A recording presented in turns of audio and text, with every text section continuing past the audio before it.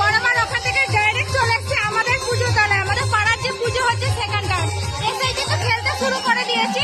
সেটা তোমরা এখন দেখে নাও, আর সেখানে আমি সেকেন্ড হয়েছি সেটাও দেখে নাও।